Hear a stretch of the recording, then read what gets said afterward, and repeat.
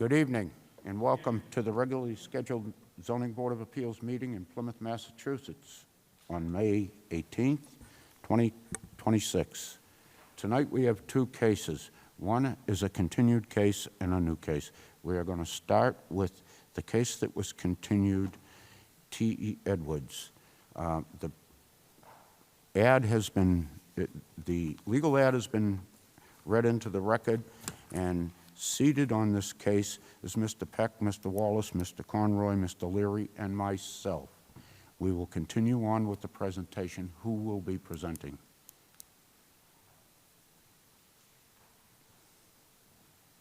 Good evening, Mr. Chairman.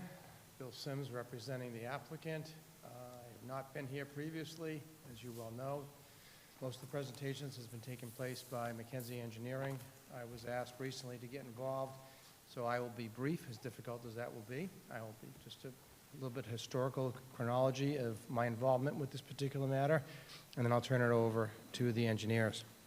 So with me tonight is Eric Schumacher from McKenzie Engineering, along with Daniel Lasivita from Vanas, who can address and talk to the various engineering traffic issues that may become an issue and which need to be addressed. By way of just a brief chronology, I represented the T.L. Edwards Company in 2025 in their application to rezone the property that we're talking about on Cherry Street from LI Light Industrial to MC Mixed Commercial. That process took the better part of a year and went through every board in this town as well as town meeting. We received no objections, transferring the zoning district for that, and was overwhelmingly approved at town meeting in April of 2025. In case you didn't have the history of the T.L. Edwards Company, they've been in business since 1969. They've owned the property on Cherry Street since about 2013. They run a sand and gravel operation. As you all well know, what happens there is basically material is brought in, compressed, and manufactured into things like sand and gravel, road materials and such. The process was such that Mr. Edwards wanted to rezone the property so as to consolidate his operation in Plymouth with that in Avon, which is the main plant, and use the Cherry Street site to attract commercial/retail business. So as that was overwhelmingly approved, we move on to the next phase, which is where we are now, which is trying to get the approval for a special permit to allow the gas station, which is a critical component to any retail, commercial/business that we want to attract. Everybody that we've spoken to has indicated that is a critical component to being attractive to that site. The site itself is approximately 39 acres with 5.05 acres set aside for this particular project. And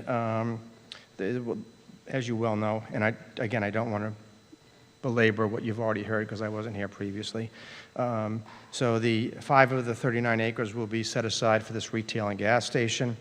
And again, the long-term plan is to acquire the tenants that this town wants, and we've heard overwhelmingly from the citizens of this town as to what they desire to see there other than the sand and gravel operation, which is operating legitimately with full permitting from day one, and will continue if necessary.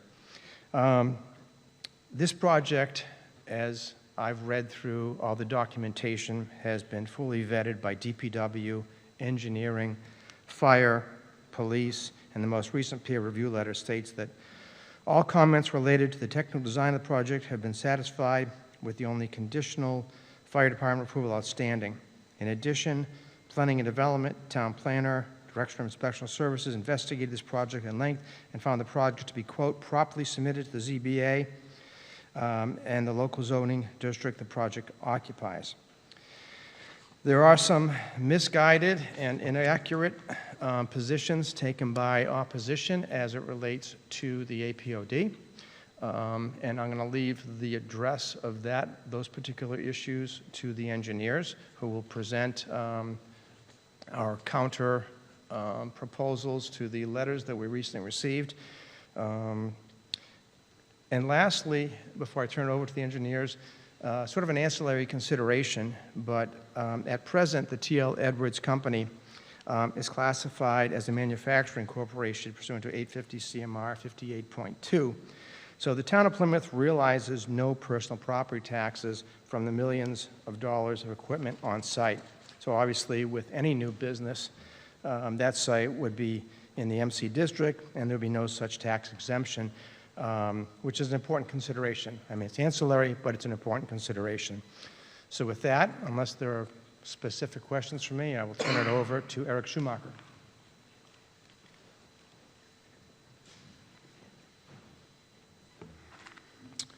Good evening. My name is Eric Shoemaker. I'm a professional civil engineer with McKenzie Engineering Group.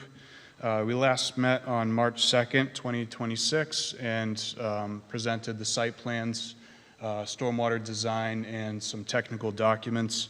I'd like to flip to site layout plan sheet C1 on the site plan set. Oh, sorry. So I'm just going to recap some requests by the board members at the last meeting and how we incorporated those comments into the design plans. We added 2 future electric vehicle charging spaces down at the southwestern corner of the property. The existing lane configuration at the southern side was reconfigured. If you remember, at the last meeting, we had a 2-way 24-foot aisle in this area. It was mentioned that this could be a 1-way 20-foot aisle to avoid some conflicts with vehicles leaving the drive-through. So that's been incorporated into the design here, the 1-way aisle. The convenience store building itself was reduced to just under 5,000 square feet. We have it at 4,999 square feet. We updated the drainage calculations accordingly to accommodate that change. There's no increase in impervious coverage, so this made our redesign easier. The snow storage plan was added to the site plan set, that's sheet SS1. The clouded red areas you see are areas that snow can be stored on site. As we mentioned in response letters, there'll be no snow transferred from outside of the Zone 2 to inside of the Zone 2 for storage, and any sort of snow accumulation that cannot be accommodated on the property will be hauled off site to a snow storage facility at the cost of the property owner. And that's pretty much the plan changes. I'd just like to remind the board, as Mr. Sims said, that these project plans were reviewed in detail, and we have been working with the town throughout this process to ensure that all bases are covered with respect to DPW, sewer, water, stormwater design, as well as the zoning. So we appreciate the time spent to iron out those issues. So with that, I'll pass it over to our traffic engineer, Daniel Lasivita, and he'll recap the impacts of traffic. Thank you, Eric. Good evening, Mr. Chair, members of the board. Good to see you again. Again, for the record, my name is Daniel Lasivita. I'm a traffic transportation engineer with Vanass & Associates. I don't have much by the way of a presentation for you here today. As you heard Eric discuss, we've made changes internal to the site. The kind of main one from transportation circulation flow being that corner that Eric mentioned, going to a one-way to eliminate conflict points. Really, as it relates to the impact of the project on the surrounding transportation network, as you also heard Eric say, the size of the convenience store got smaller by around about 1,000 feet. This really has the effect of potentially lessening the amount of vehicles that enter and exit the site compared to what we analyzed in the traffic study. But as such, all of the recommendations, the conclusions, and the outcomes of that study remain pertinent to this project. So with that, I and the rest of my team will be happy to answer any additional questions that the board may have. Thank you. I have a planning question, and that is, given where the apparent line of the APOD is, why didn't you consider moving the 5 acres further, I'll say, to the left, but so that you don't need to squeeze all of your engineering technology into a fairly tight space, and that given where the other iPod is, there's the Kingston one, there's the Plymouth one, but there's more space to the left, that you wouldn't be so restricted on the technology? So that's a great question. We played around with a few footprints and layouts of this design. Our goal is always to orient driveways not directly in front of a already existing driveway, such as the gas station across the street. And it was a specific request of our client to kind of kitty corner the corner of the site to allow, for operations of, the 39 acres, the existing use to not be influenced. So we wanted to carve out a point on the property that would leave some room for the sand and gravel operation to continue without affecting it. So in doing that, this corner was the best location, and we designed around the parameters we had. Okay, thank you.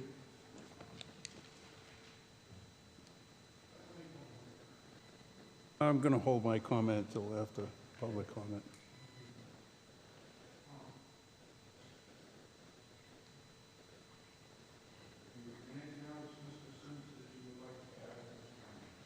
Not at this point, Mr. Chairman. Thank you. I reserve my right to speak after the opponent speaks.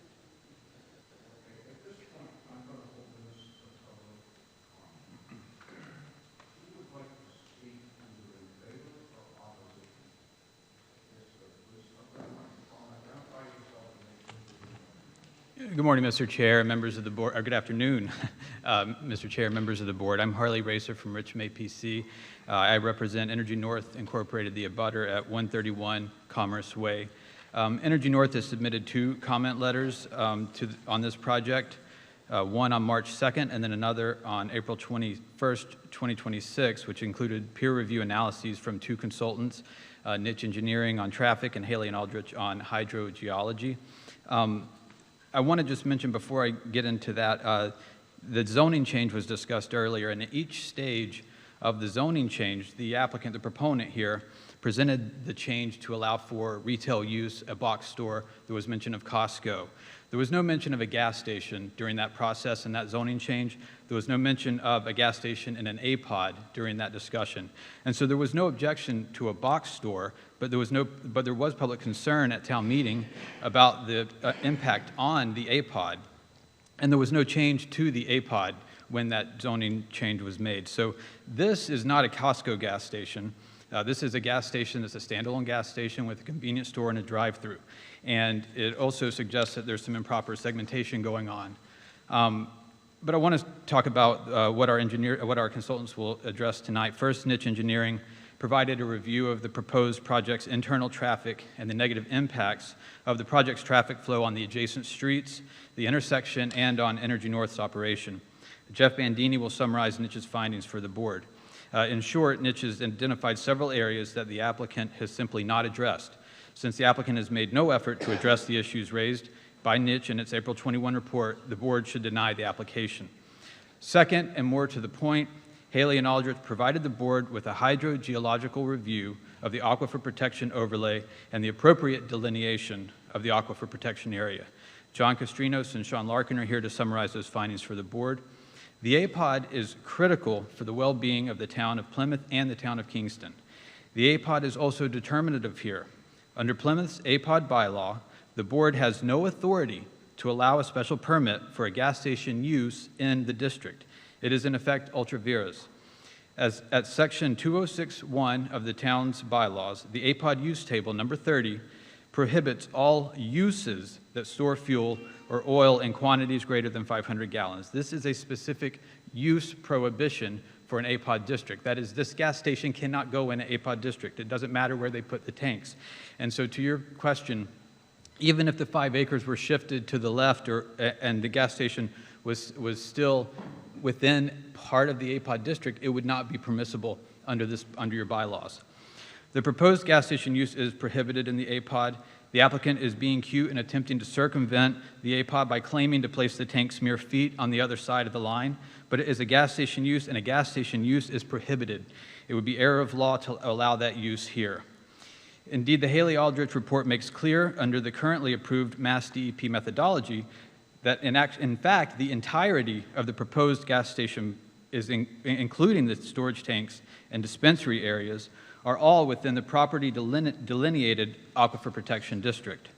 If the applicant disagreed with this methodology, the location of the APOD line, it is the applicant's burden at section 206.1D3, and I'll quote, where the boundaries are delineated are in dispute, the burden of proof shall be upon the owners of the land in question to demonstrate where they should properly be located, end of the quote. The applicant has made no effort to address this issue.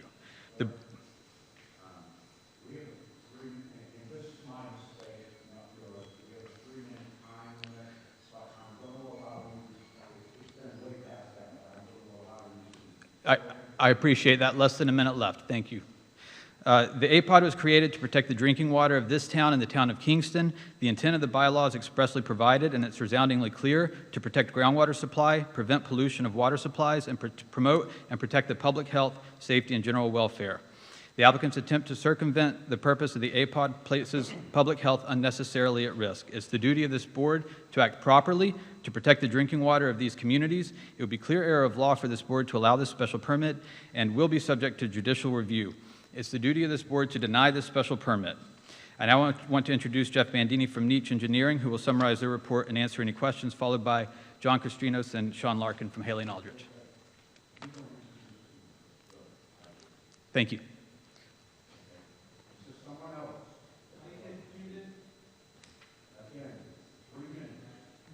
Excuse me, everyone else got more than 3 minutes.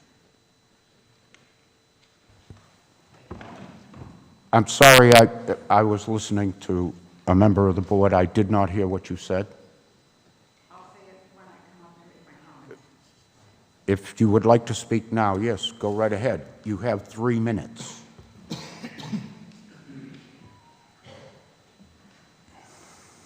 I am not going to limit my comments to 3 minutes because Well, no one else has been required to. Excuse me, attorney. I am going to limit you to 3 minutes. I don't care what you want to do. This is what our rules are, and I'm mandated by them, and you know that.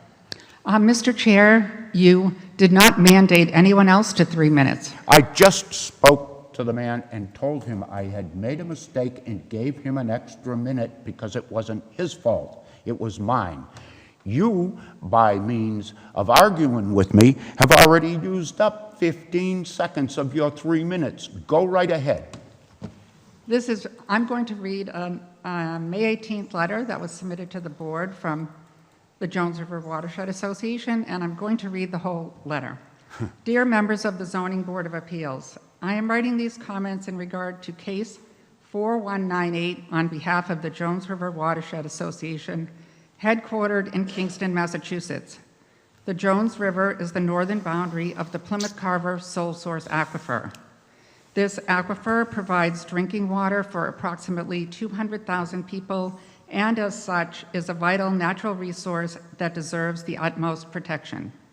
As a resident of Kingston, I also personally rely on the water from the 2 Kingston town wells located a short distance from the T.L. Edwards site that is proposing to build a gas station. I find much to be concerned about after examining 3 peer reviews of the project prepared by Geosyntec, Nietzsche Engineering, and Haley & Aldrich, respectively. In particular, the modeling of the Aquifer Protection Overlay District boundary done by Haley and Aldrich, which extends the APOD across the entire site using more modern methodologies than what were originally used to define the district. Considering the grave impact that would occur should harm come to this aquifer, I believe this needs to be considered carefully. As of the March 2nd hearing, there was no plan in place for snow removal, and the geosyntic review points out that is also a problem with so much of the project area being in the APOD, even by the existing estimates boundaries. It has been customary in this area to saturate paved surfaces with road salt in advance of snow and ice. And as such, I do not believe it is wise to stockpile snow on the landscaped areas of the proposed site. Stockpiling snow along the road would likely lead to visibility issues. Removing the snow off-site would lead to a lot of heavy truck traffic during what would presumably be hazardous conditions in a way that I do not believe traffic studies have considered. With these issues in mind, Jones River Watershed Association reached out to members of Kingston's Water Commission and were told that they had Your contacted time is up. the developer requesting a I'm going to meeting ask the to board what discuss the their board would like to concerns. do. Do you want to continue with this, or do you want to move on? David? Continue, please. Michael? Continue for sure. All right. For another Ed? Continue. Thank you. Wait. Tom? All right, go ahead. You're going to get one more minute. Well, I would personally urge denial of this special permit application due to the risk it poses to the aquifer we rely on. At the very least, it should be continued until the town of Kingston has the chance to express their specific concerns to the developer due to the proximity of vital Kingston water infrastructure to the project. Respectfully, Jimmy Powell, Ecology Program Director, Jones River Watershed Association, 55 Landing Road, Kingston, Mass. Your time is up. Who's next, please? Go right ahead.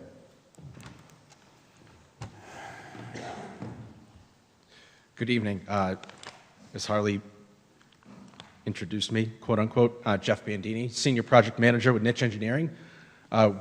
Niche put together a comment letter based on the site plans and transportation impact assessment that we submitted as part of the record dated April 21st.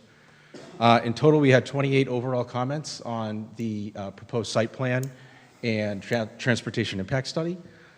We've since received the applicant's updated site plan, which I understand the project team has already mentioned some of the updates that were made for you this evening.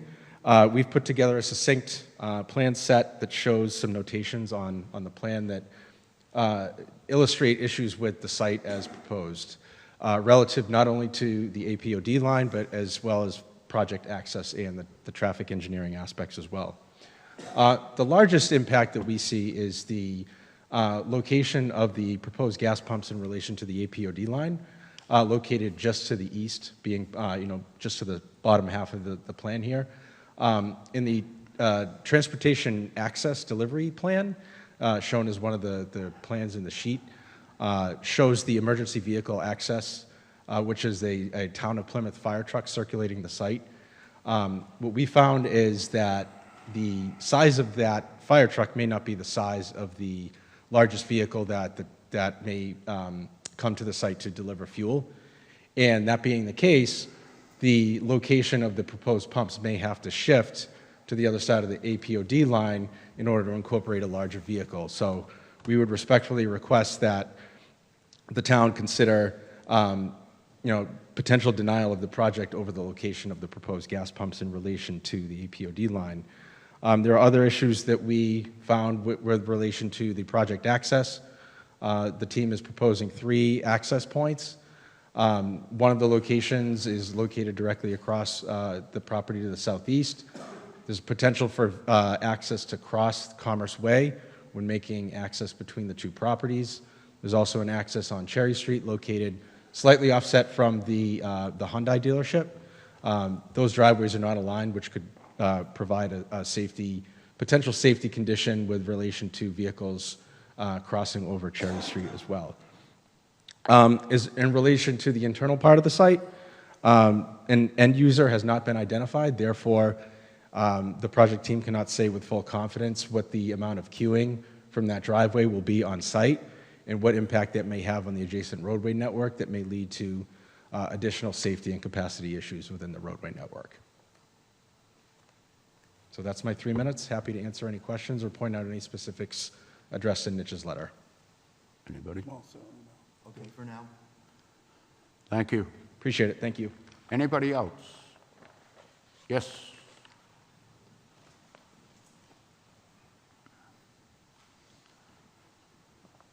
Good evening. My name is John Castrinas. I'm a hydrogeologist with Haley and Aldrich.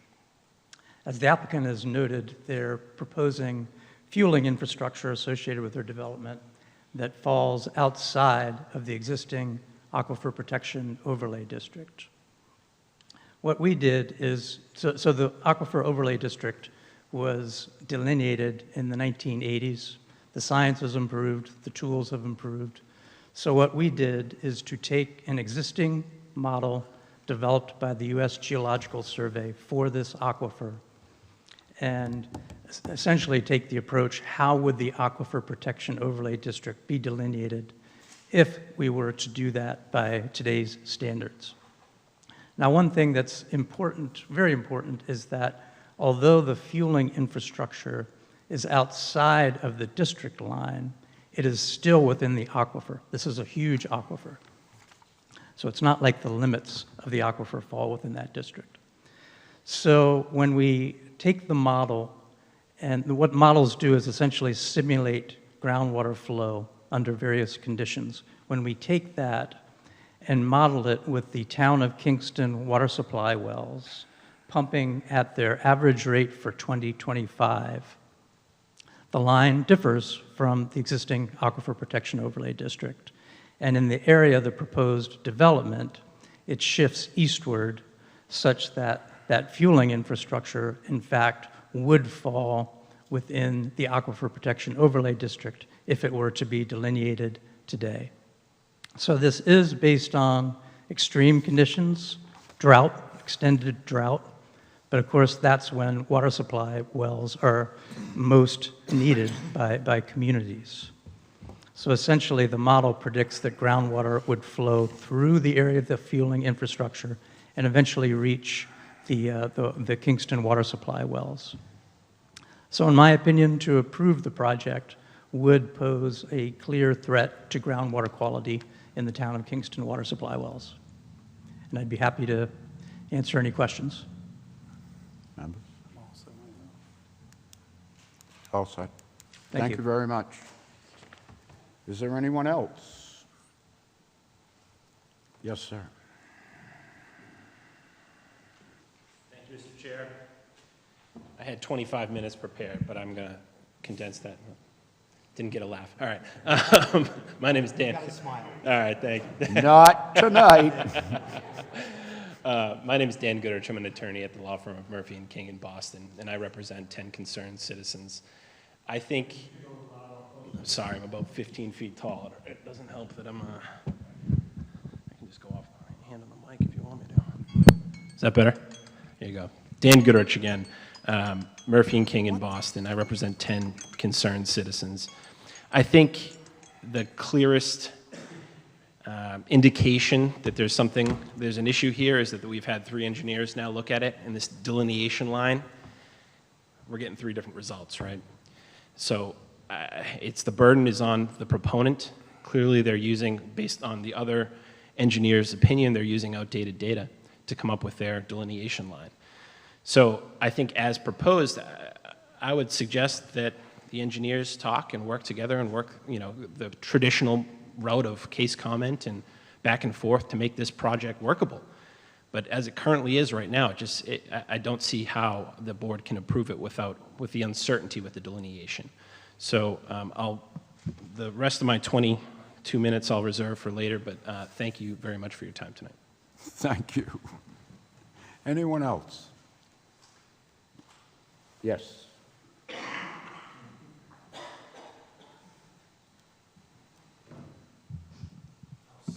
you're fine.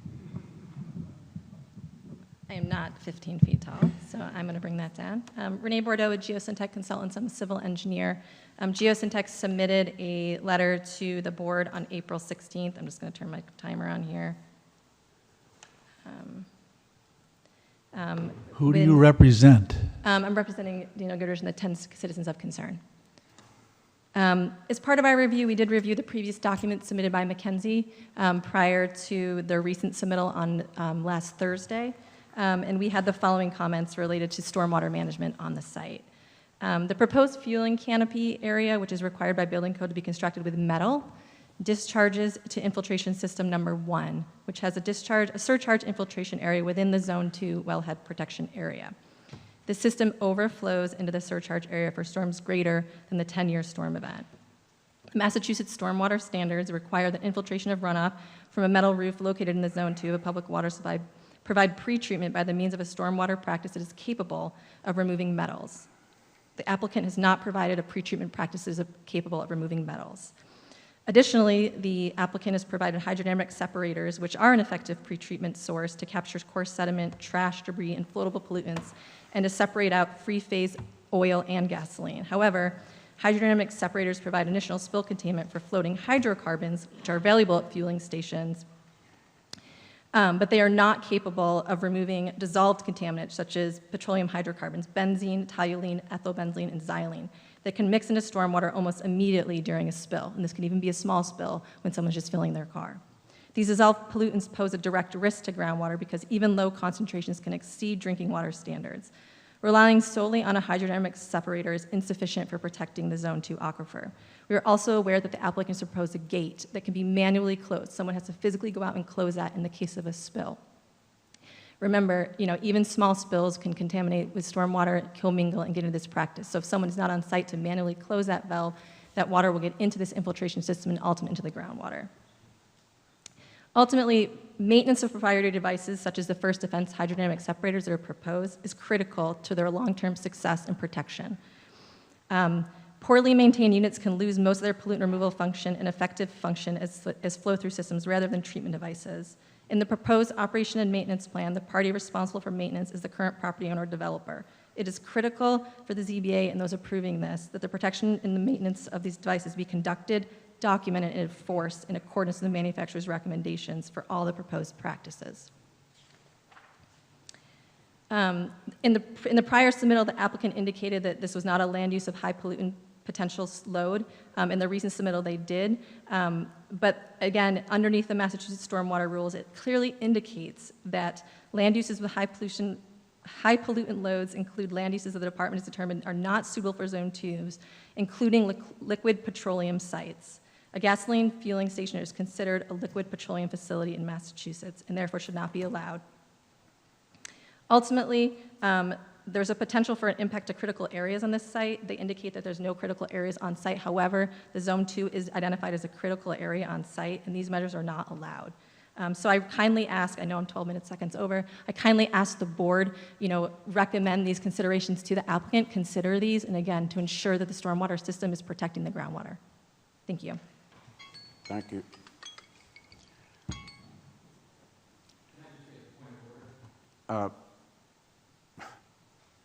Why not? Who cares? I was informed that the town Make of it quick. Yeah, I was informed that the town of Kingston, a representative from the town of Kingston, maybe the Water Commission, had submitted a letter about this project. I was wanting to request that it be read into the record. Go right ahead. I don't have it. Oh, then we're going to move on. Does anyone, I would think you have it, and I'm asking. We're quasi-advisory. We just listen. So if you want to read something, I suggest you read it. Other than that, please, we got to move on. Thank you. Is there anyone else? Thank you, Ed. All right, seeing none, I'm going to close public comment and bring it back to the board. I will ask the proponent, Mr. Sims, have you information you would like to rebut any of what you heard? Just briefly, Mr. Chairman and members of the board, sorry, we on? Good? Okay, there we go. So I'll address the last comment first. The letter that was referenced in the last presentation was received today, along with the email that Ms. Sheehan read into the record. And I would ask the chair and the board to acknowledge, pursuant to its own rules, that these submissions are not timely at all. Even though they are not, they are more subjective than substantive, they still, at the last minute, they want us to address responsively to these submissions received by the Zoning Board of Appeals Administrative Assistant today and received by us late this afternoon. So I'd ask the board to please consider that as not timely. In addition,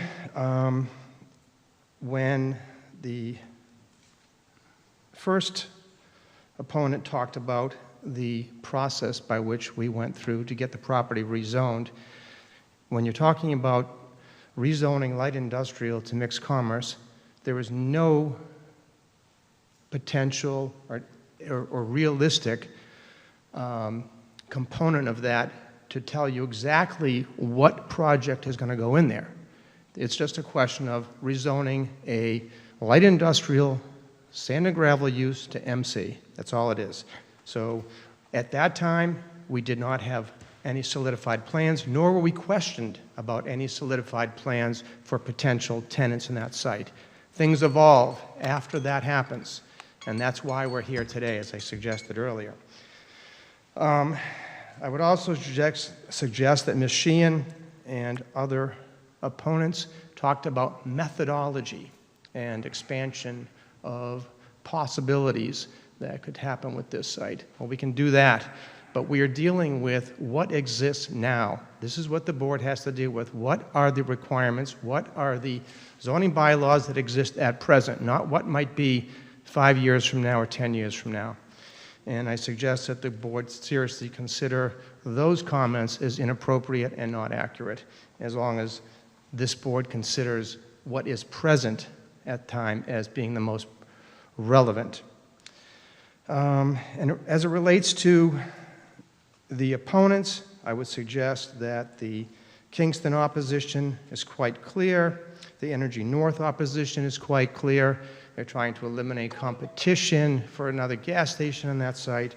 And Kingston is looking for the same attraction of business as we are here in Plymouth. And to address the specific comments for the engineering components, I'll turn it back over to Eric.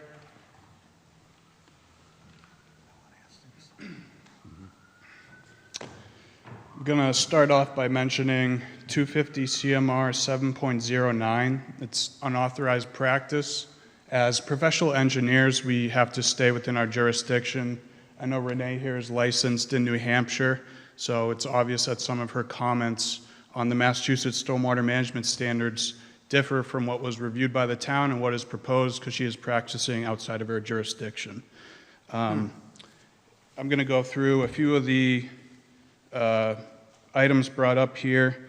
We discussed the use at length, and we provided about a 22-page response letter to the various letters we received by the opposition here.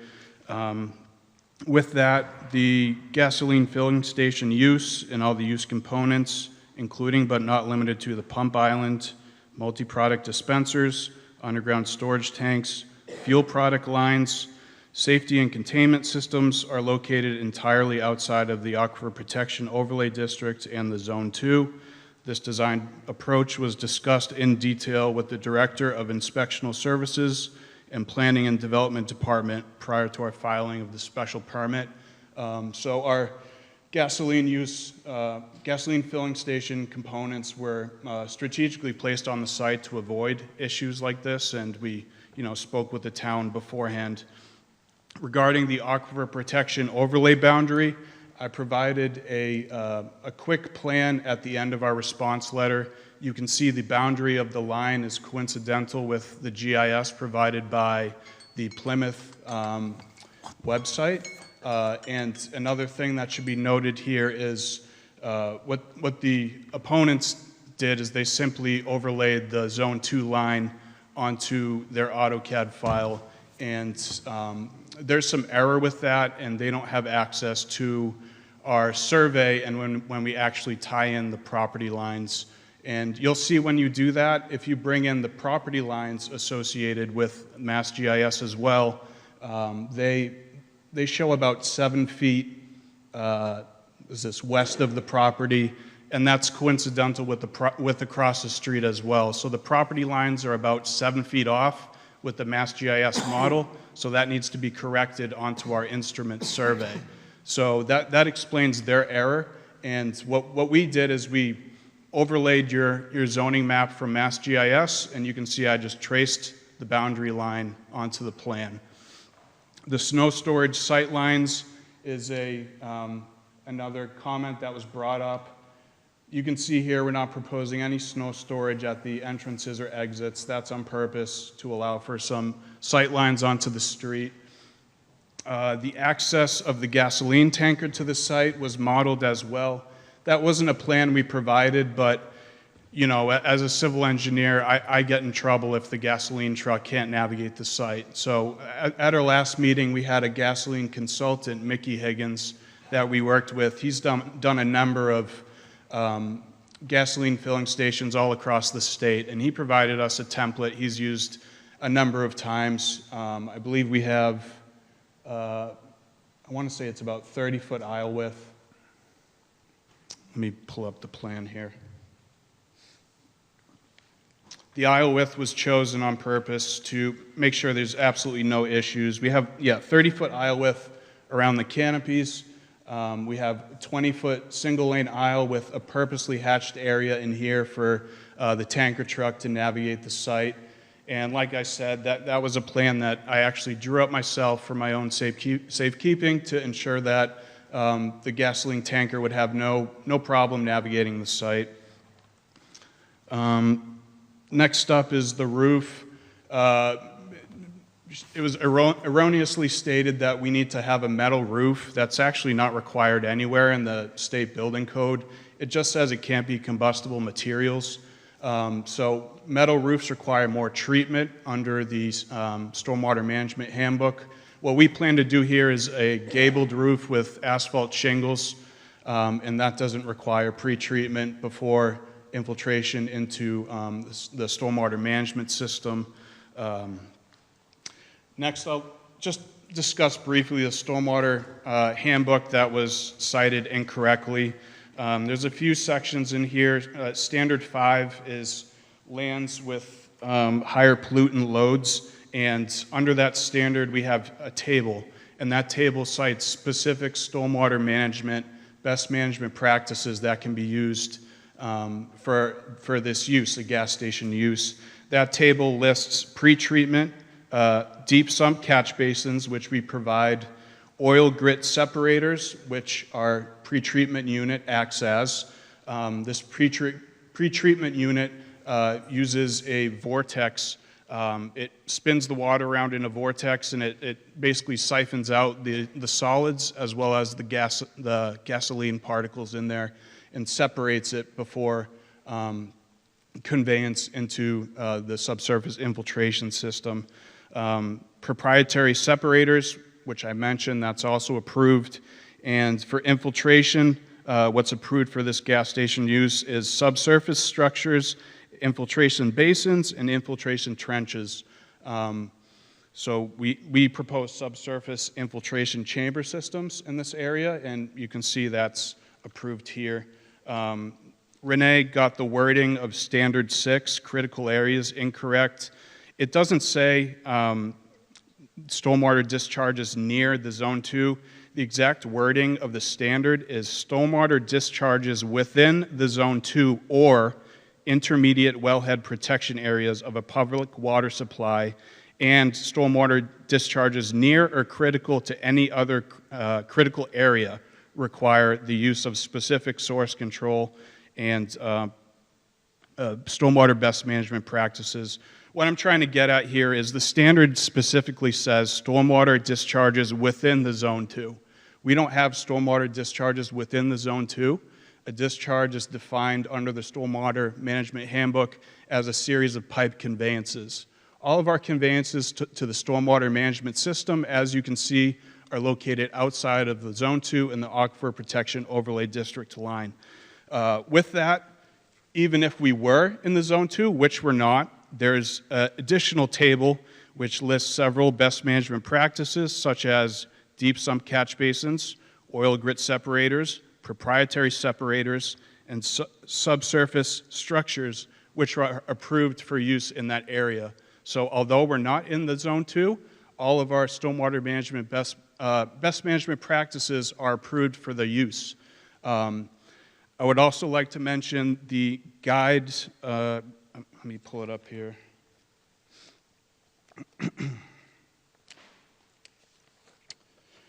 So we have a guide for the design of storm drainage facilities in the town of Plymouth. This is your town's specific guide for uses adjacent to critical areas.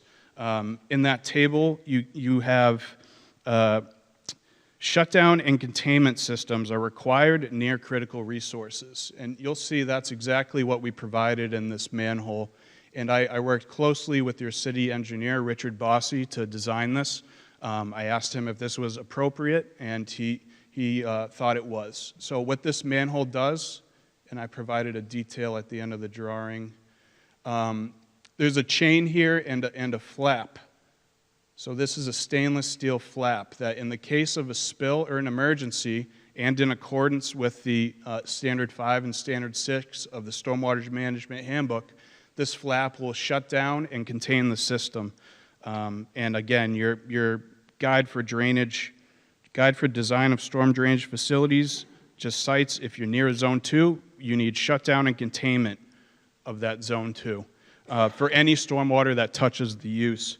I would also add that approved treatment BMPs, according to your guide, include infiltration basins, infiltration trenches, subsurface structures, media filters, etc. So we provide subsurface structures in accordance with the guide. We provide shutdown and containment. I think I've said enough regarding the state side of the stormwater management handbook and how we incorporate that in the design.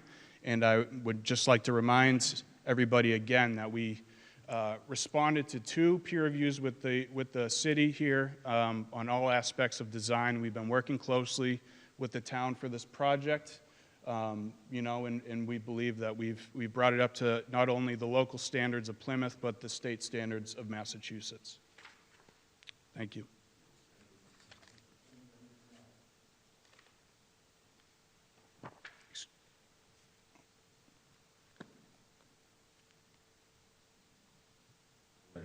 Mr. Schumacher. Sorry, I didn't hear you. Sorry. So we have a couple engineers with different ideas on that create uncertainty as to delineation. Is there any way that you could work together with these engineers to find a common ground? Attorney from Knight had Goodrich and Knight, Attorney Goodrich, excuse me, stated that, is there a way to work this out? Because I think, say, for instance, if a Costco was to go in there, if there wasn't problems with the environmental issue, I'd be in full favor of this. And I don't know if Costco's going in there or whatever. But when we have uncertainty as to delineation, I'm wondering if there's any way to work it out.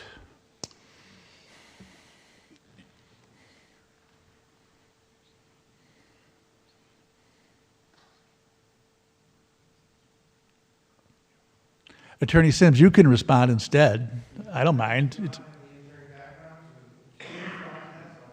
Okay, all right, okay. Yeah, I mean, like I said, they're going to pick the hardest line for us to comply with as opponents to the project. So like I mentioned, what they did was modeled, they brought in the property lines, it's 7 feet away from the front here, and they just simply dropped the line in there without moving it onto our line.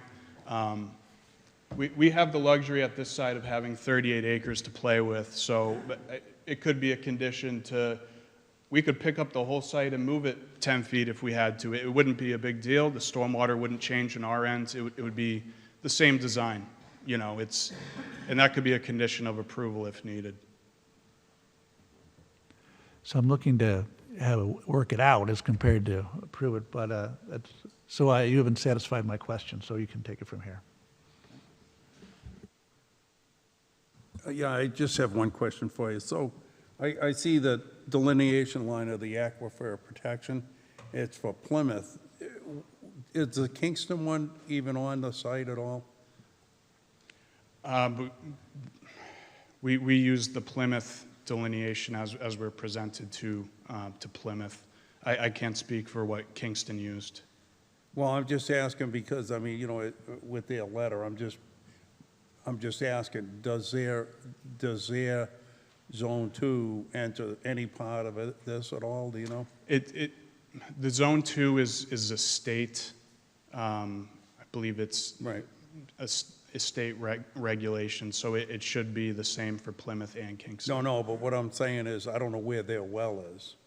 Oh, okay. Ours has it, you know, in other words, this is delineated. I don't have an issue with it. It is outside of it, that's fine. I'm just asking, where is Kingston's, and is it out of Kingston's for sure? I think that buffer that you're seeing is from the Kingston well. I know it has to be a few hundred feet away from the well, so I think this site abuts the Kingston town line, and there's no well on the property, so that would tell me that it's over on the Kingston side. All right.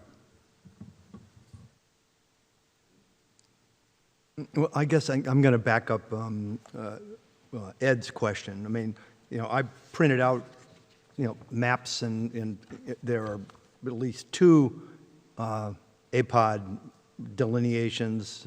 Haley and Aldrich put on some well locations and things. That's in part why I was asking the question, could the site move over where you have a lot more room to put your technology?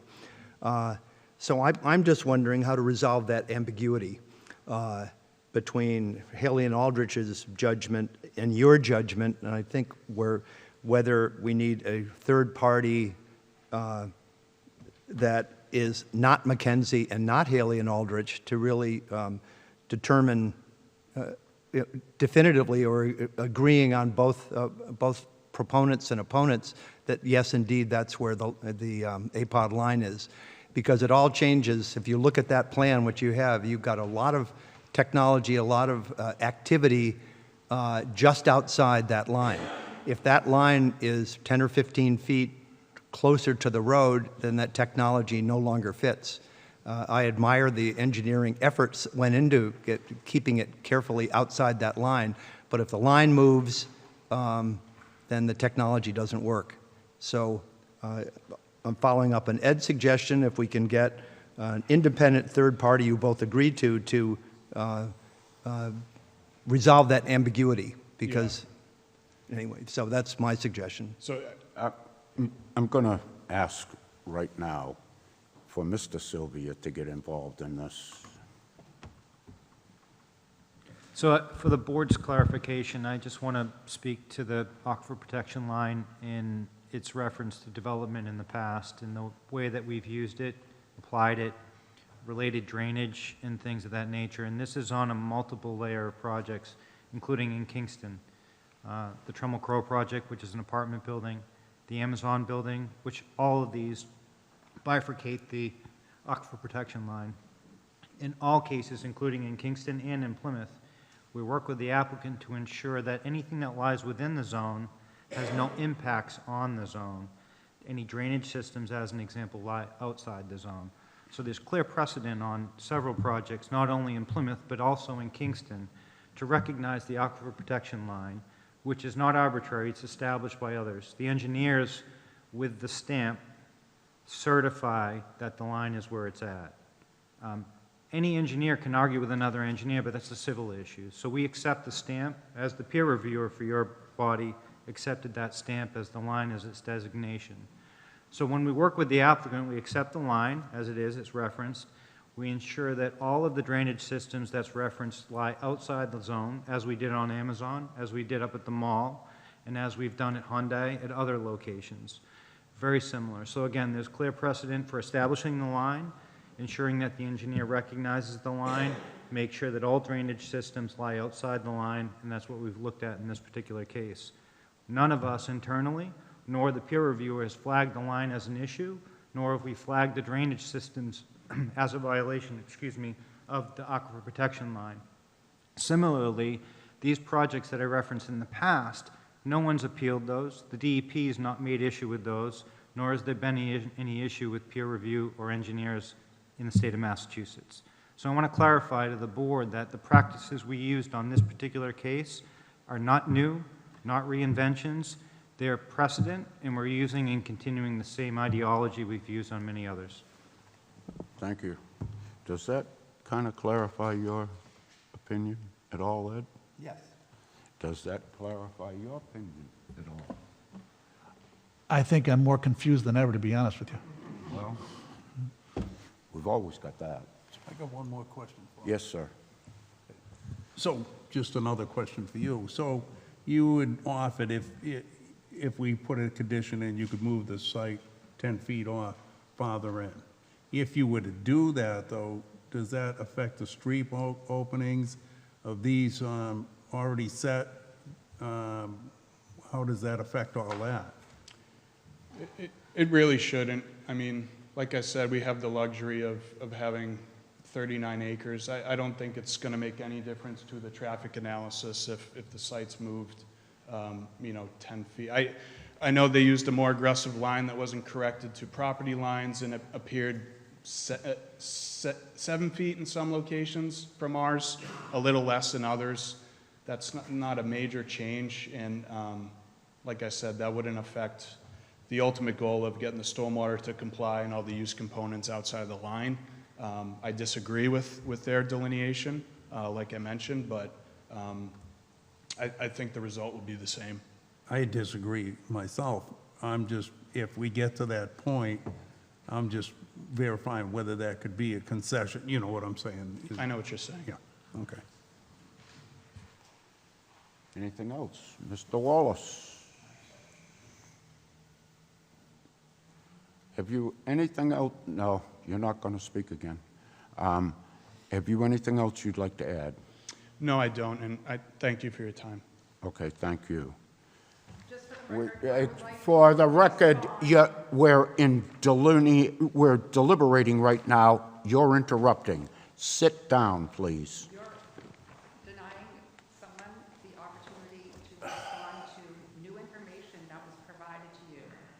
And the information I intend to provide is about the town of Kingston sending a letter asking you to deny this project from the town manager. It was received today according to the What do you fellows want to do? This is an interruption, and I want to move this hearing along. Please. Of the two alternates. Public comment's been closed. Please sit down. I don't have to sit down, I can stand here. Just stand, but be quiet. I would just like to note that you're denying my right to speak. I'm going to call a 5-minute recess. We're in recess for 5 minutes. That's it.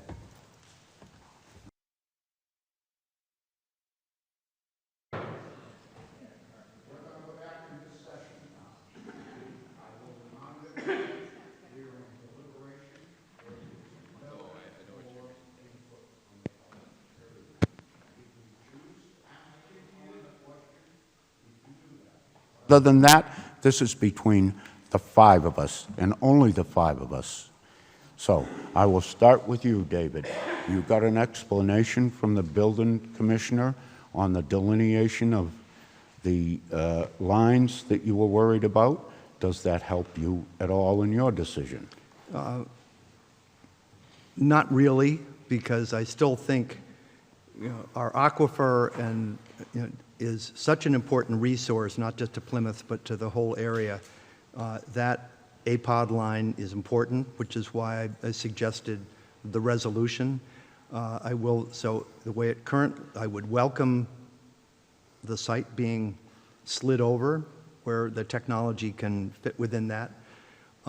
Should it be approved, I will say right now I'm planning to either recommend it be continued until there is a clarification of that APOD line. I appreciate what Jason said. If it's not continued, but the board, I plan to vote against. However, I also have some suggested conditions if the board approves it, that I would work with the board on that. But right now, What is that condition? Because this is all, we're in deliberation. Okay. Talk to me. Okay, my condition would be, should this be not continued and approved, the project has 3 monitoring wells planned, which is a good thing. I would recommend that a bond be posted, not to be released until at least 1 year after the completion of the project and the reports from those monitoring wells to show that there has been no migration of any contaminants. And who sets the figure for that bond? That's always been done by the building department, by actually Mr. Sylvia. And he doesn't see a need for a bond, or at least he didn't, as I listened to him, need a bond. He was pretty sure about the delineation as to the way the law reads. Yeah, who sets that amount? Well, I want the applicant, should this project proceed, to be super careful about any of that technology. And they have monitoring wells. Let's use them to track the migration of water, but also have a bit of a bonus for them to do it right and hold that bond for 1 year after completion. Well, all right. All right. I'll listen to that. Edward? So, I'm in the same camp as David. So if this was to be approved, I would want a physical subsurface boundary preventing contaminants from migrating into the protected aquifer area. What I'd really wanted to have happen is because I do want the project to move forward, but I do think even we have a number of engineers that would put their stamps, I would think, on any plan, and we have different. We have a number of lawyers that'll say anything that. So what yeah, I, what, no, don't- no, don't- listen to me, you shut up, okay? Excuse me? I'm talking. And I'm sorry that I said that. I'm sorry that I said that, but you bullied David, you're not gonna bully me. I'm not bullying No, you're anybody. bullying. No, I'm you're asking bullying. questions. Okay, then let me finish and let me not be interrupted. Can I finish? Please. Okay.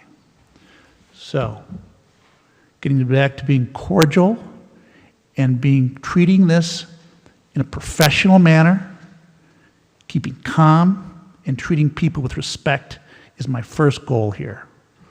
Secondly, in relation to this case, I do believe there's uncertainty with delineation, and I'm not sure who is right. We have a number of different ideas towards delineation. I am worried about the risk of groundwater contamination associated with petroleum products and fueling operations. I am concerned about the location of fuel pumping and filling activities. So, I'd like all the parties also to bring in the town of Kingston if possible. So if this cannot be worked out, I'm going to not approve this project. I would like to have it continued without prejudice. But if it's not continued without prejudice, I'll be voting against this. And I do apologize for saying that. Ladies and gentlemen, both Ed and I have hot tempers, both of us. And we have argued before, but we're friends. How's it We go about respect each other. Always respect each other. Damn it. But at any rate, So that's my decision. my feeling on this is we have a director of inspectional services who is a professional. And he has sat with all parties and listened to all of it. He has done what he legally has to do, not what might be wanted by people that really have no control over anything. And the town of Kingston doesn't have any control over the town of Plymouth. And they have to do the same type of thing that we do. We've approved projects right across the street that is, the delineation line is the exact same thing. And yet, that one's going to be okay and this one shouldn't be? That doesn't really sit well with me. The second thing is, I have to go by what our engineers, our inspection department, our professionals give us for information and what they tell us is right and wrong. I certainly, and no disrespect, but I certainly don't want to listen to an engineer from another state who is not even licensed in this state. So I'm going to just put that information aside for now. The rest of it, there is always going to be conflicts, but I still have to rely on what our professional people tell us. Our inspectional services, our department, our DPW people, our water people, all of those people have said that this is okay. So I'm in a real predicament here because I have, again, want to and have to believe that our engineers have looked at every single bit of this, backwards, forwards, every which way they can. And they've approved this plan. I'm not an engineer. I'm not a water specialist. I'm not any of those things. I rely on those people to make my decision. And I'm going to tell you right now, if somebody wants to make a motion to move 10 feet and they can do it and everything, fine as kind. But I am ready to approve this project this evening. So we got to talk about, do you want to add a motion? What about Tom? Tom? I forgot. He's sitting down there. I can't see him.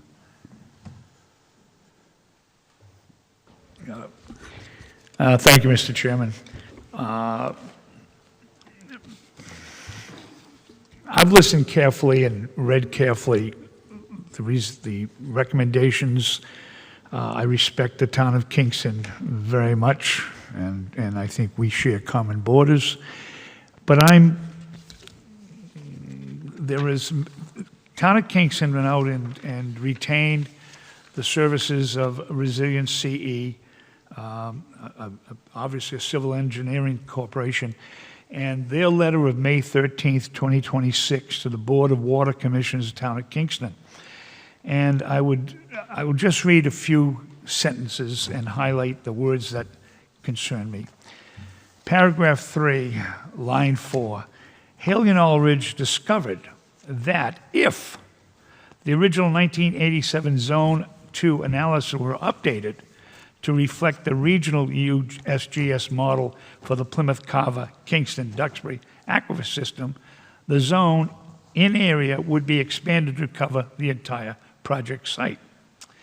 Paragraph 4, this provides a direct path for fuel to flow into the Zone 2 aquifer should a failure occur at the Flingland zone, while the technical wording of the town of Plymouth's aquifer protection district may only prohibit storage of liquid petroleum products within the area. The intent of this prohibition is to protect public water supply. We understand that and recognize that.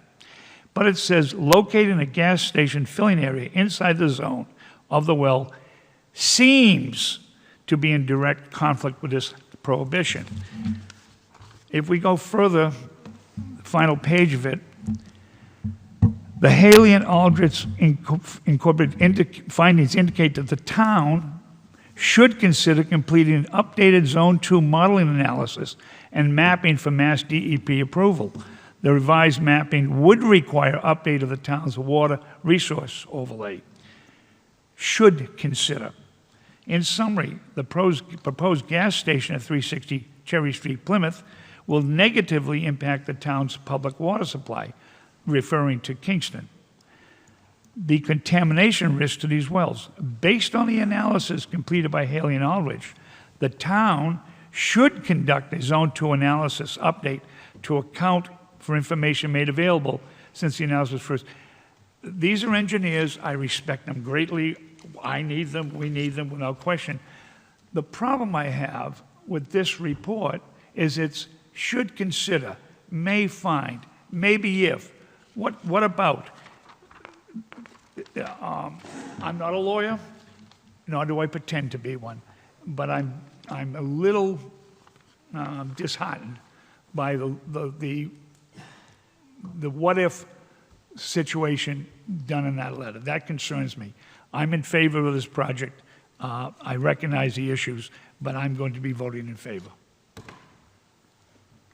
Michael? My turn, best for last, right? Okay, so I look at this whole thing. I mean, the project on all, I have no issues with.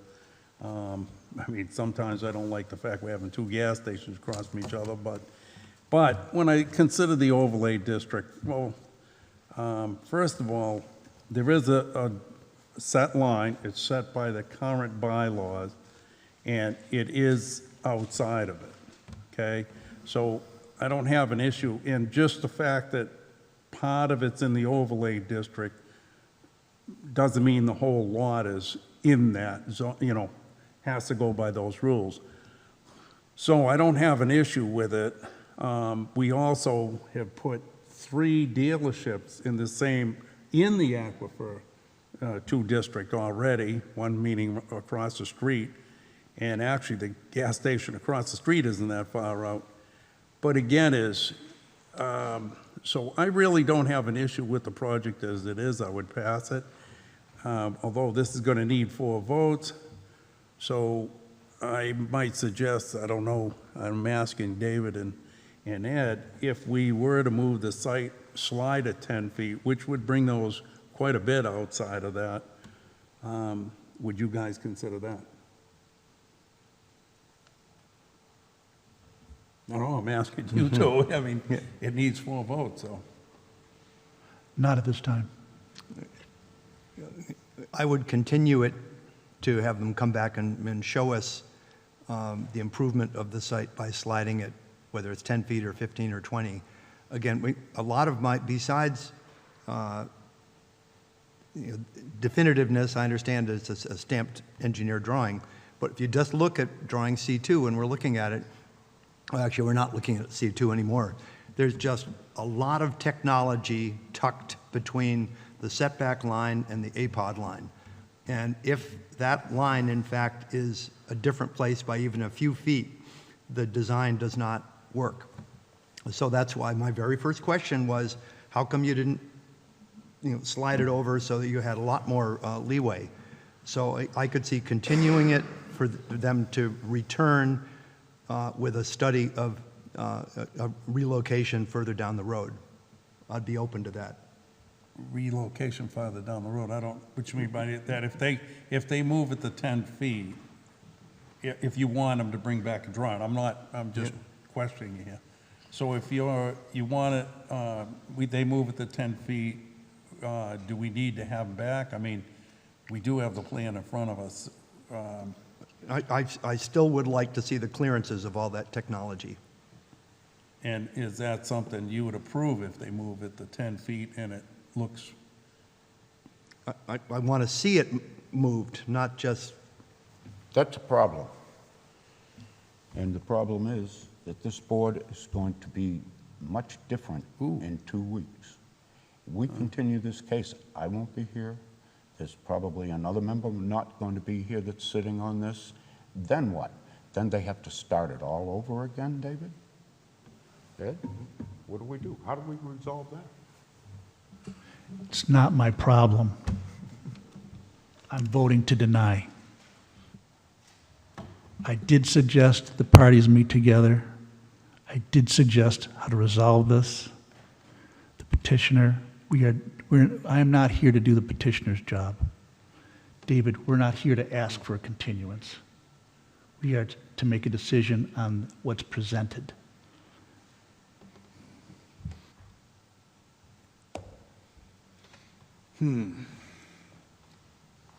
Yeah, In that case, an approach would be denying without prejudice, where they could come back with a redesign. And that's what I said also. Yep. well, they could request a continuance. So, Bill, what do you have any thoughts on this? Thank you, Mr. Leary, for giving me the opportunity to address. As far as the petitioner is concerned,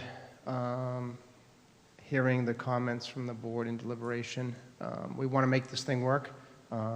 We are willing to work with the opponents on addressing that line of delineation. I understand the complexities involved with the board and the composition of this board going forward. I don't know if this is possible, but I would suggest, if it is, that if the board has a majority of 4 votes, to condition it upon subsequent approval of that delineation plan. We would come back in cooperation with opposition and present that plan, and hopefully that would do it. If not, I think we would take a continuance as opposed to a flat-out denial tonight. So I'm open to either option. I think the conditioning component, as Mr. Conroy suggested earlier, works. I've spoken to Eric, and he said we can do that. We can move that line, and I think that can satisfy most of the concerns that have been presented tonight. My only suggestion would be, if the board does not want to go forward with that but wants to continue, is that we limit the next continuance to this one particular issue, that we not allow any more commentary, letters, engineering plans. We've been through this multiple times. We narrow it down, focus on that particular issue. We're happy to come back. Maybe Mr. Main could come back for this particular case. I don't know how that works, but possibly. A brief continuance. I don't think it'll take us that long to work in conjunction with opposition here to come back with something that's agreeable to both the board, Mr. Peck, Mr. Conroy, and showing you in black and white on this board where that line is, and if that satisfies the board. And this is an important project for not just my client, the applicant, but for the town as well. So I would emphasize that we're willing to work with the board, the opposition, and anybody in order to get this thing closer to approval. So that's our position right now. Thank you. Stay there for a minute, please. Denise. No, first, hold on a second. Jason. You sure? No value? Okay. Everything you say has value, Jason. Come on. Well, okay, so, One thing I do want to point out is that engineering is not negotiable, and that the line can't be moved based upon what somebody feels like or what somebody wants it to look like. That the engineer has a license, they're certified by the state of Massachusetts to put that on the paper, wherever that line may be, and the only debate of where the line can be is a civil matter with the 2 engineers fighting it in court over where the line is. So to offer up that 2 private individuals should negotiate over where engineering line should lie seems a bit kind of unusual. Mm-hmm. And that's all I'd point to, is that if the applicant comes back and says we've moved the line, but it doesn't follow the state DEP established line, how are we to address that? And that's my concern, is that the board is opining over an engineering value that only engineers can argue over in a private matter. If you don't believe what the engineers put on the paper, that's fine, I appreciate that. But I'm not sure what other location they can put for this line. I agree. Yeah, I agree with what he says now, but the problem is we still have a negative vote. We got to decide how to deal with that, or just deny it. I'd hate to see that. Well, I let me do- ask, oh. wait. Denise, if we were to continue this, could this be wrapped up by the 15th of June? We could continue it to June 15th. David is not here on June 1st, so June 15th, and your term does not end till 6:30. So you're here till the end of June. Okay. So, Well, rather than have it go down, but we got to decide what we want. if we continue it and David is not here to look at the plans prior to then what? I'd be back well before the 15th.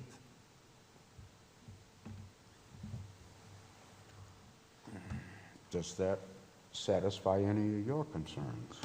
I think it's great. Continue to June 15th. Okay, if we do that, though, I think we should limit it. Our only, or as I see it, our only concern here left is the aquifer protection. I kind of agree to that, as we're limiting it to, Yeah, no more input from, Right. from because we've there closed and public- there and, We've closed public comment, so that's done. So I think we should limit it to that specific information. Right. Period. Or do we limit it to, because I'm throwing ideas out here, is David, you and I are uncertain. I understand what Jason said. My concern is uncertainty within delineation. And Well, to which I'll say, my questions go away a bit, if not fully, when the project is redesigned a little further down the street and gets all of the elements further away from that APOD line. all right, fine. So Which is why I would support a continuance to the 15th. And to that one issue is what, you're okay with that? Yeah, I want, accepting what, Jason's saying in terms of a stamped engineering responsibility, that's why my very first question was, why didn't you study it further away instead of putting all that technology in a very tight space? They move it away, it's no longer a tight space. All right. But I want to, I don't know whether that's 10 feet, I don't know whether it's 20 feet, but it's something, because right now, and then instead of two engineers, ideally, if they agreed, but it becomes less of an issue if the design moves away from that APOD. So, So I think we're at so we're continuing it on that one issue, and I'm okay with that. well, I am to a point, but what you just said is you don't know whether it should be 10 feet or 20 feet. You better give us some guidance here, because what if they come back with 10 feet and you don't like it? That's a possibility, Well- but, I do not want to agree to a certain number of feet conceptually until I see it on paper. Well, how do they know what you're trying to accomplish, David? You got to give them some kind of guidance. I'm trying to get the gas, the pump things further away. There are two underground, discharge areas, especially the one on the right that's literally within a foot or two. If everything slides a sufficient amount to the left, everything gets further away from that line. I need to look at it, sir. Sufficient is not a measurement. But you got to give them. It's our job to use our judgment. I need to see it on paper. And I think the engineers have heard that. They said, we'll study 10 feet. 10 feet might be marvelous. I need to see it. I don't want to agree to 9 feet or 11 feet. I want to see it on paper. And there may be other improvements the engineers can put in. Question for you, how about cutting off one pump? One pump gets it quite a bit away from it. Let's continue and see what they come back with. Bill, I saw you confirm with one of the other lawyers there. Was there something you wanted to? We were just having an off-the-record discussion about the possibilities of, further review, but I think at the end, at this point, we'll agree to the June 15th continuance, and at that point, bring in the lines that you guys want to see and everything else. And if there's nothing new coming into the board, then we're fine with it, as long as we're just focusing on this one issue at this point. I just don't want to get hit with another 5 letters on the day of the hearing, with raising all kinds of other issues, that's all. So we're fine with that. I think it's in the best interest of the board to be as informed as they possibly can be. I understand Jason's comments, and I agree with them 100%, but if there are still questions by Ed and David, then we'll come back and we'll do our best to address those lines, and on June 15th. Thank you. Okay, because when we do continuous, the one thing I definitely want to do is we've closed public comment, that is. It's closed, and we're taking no more information other than this particular lot line. Right. This particular delineation. Right. Nothing about traffic, nothing about stormwater, nothing about snow removal, nothing about any of that. We're talking about the delineation, period. So if in your design work you come up with 2 scenarios that are whatever, bring the 2 scenarios. In other words, I don't expect one final one. If you have 2, bring it in so we can get rid of the. Yeah, so we're on the same page. I can show the more aggressive line, and I can show our line, and I could be outside of both. Would that work for you? Sure. And like I say, I'm looking at it 2 ways. To say it, you could take one pump off, brings you farther away. But, the 10 feet, the pump, whatever, if you have 2 plans, bring it in, and at least the board then, we're not moving it forward again. We're taking a look at them, and we can come up with a final on one or the other, whatever. Or just one single plan, whatever you come up with. I understand. I can make that. Okay. So I guess I'm going to make a motion that we, We'll need Mr. Attorney Sims to sign a time waiver. Yes. Bill, did you hear that? Bill? You're going to have to sign a time waiver? Yes, we'll do that, yes. Okay. All right, so I'm going to make a motion, we continue this to the 15th. Case 4198, Yeah, I will 4198. second that. All those in favor? Wallace? Yes. It has been continued until June the 15th. There will be no public input. It will be only engineers and this board. Thank you. So, we'll move on here. Next case. Yeah, now we're going to move on.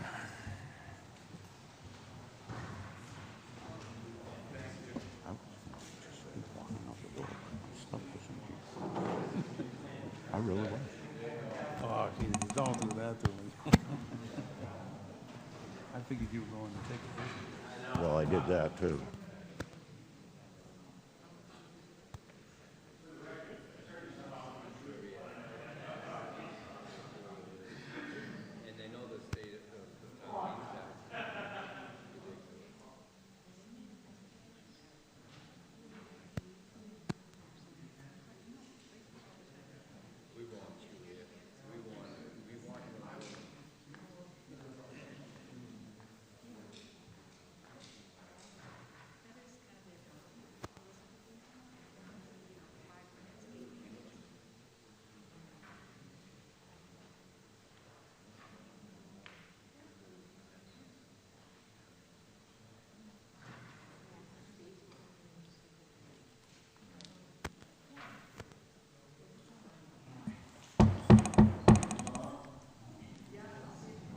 Excuse me, we're still in session.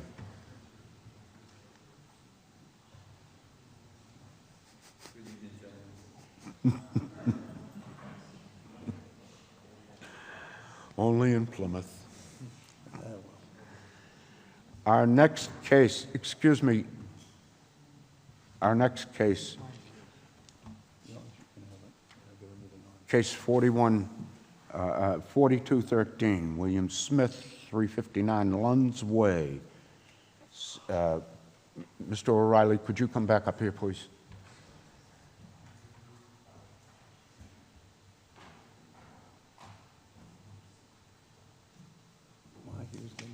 I need him to read the legal ad.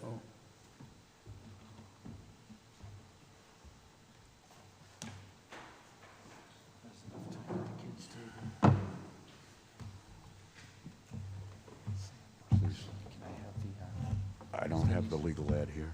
Denise is going to bring it up. It wasn't in the packet. It wasn't? Okay. Thank you.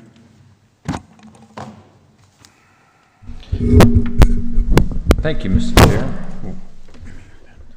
Case number 4214, the Plymouth Zoning Board of Appeals on the zoning bylaw will hold a public hearing in the Great Hall, Town Hall, 26 Court Street, Plymouth, Mass. on Monday, June 1st, 2026 at 6 p.m. to hear the petition of Sheridan Home Builders Association. This is not the right one. That's not the right one. That's not the right one.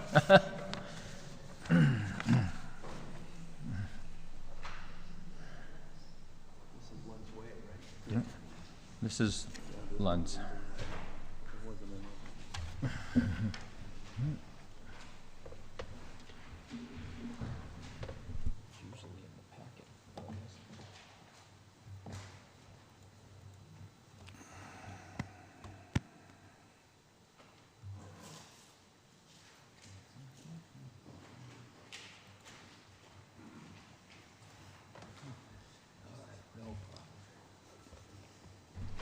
Okay, take two. Case number 4213. The Plymouth Zoning Board of Appeals on the zoning bylaw will hold a public hearing in the Great Hall, Town Hall, 26 Court Street, Plymouth, Mass. on Monday, May 18th, 2026 at 6 p.m. to hear the petition of William Smith requesting a special permit per section 2031C. No accessory building shall be erected in any required front, side, or rear yard or within 10 feet of any principal building except as authorized by special permit on property of 359 Lunds Way, shown as parcel 123-001P 839-000 of the assessor's maps dated January 1, 2024 in an R25 zone. The petitioner or his or her representative or any other person interested in desiring to be heard on this request should appear at the time and place designated. Thank you, Mr. O'Reilly. Seated on this will be Mr. Conroy, Mr. O'Reilly, Mr. Leary, Mr. Wallace, and myself. Who will be presenting?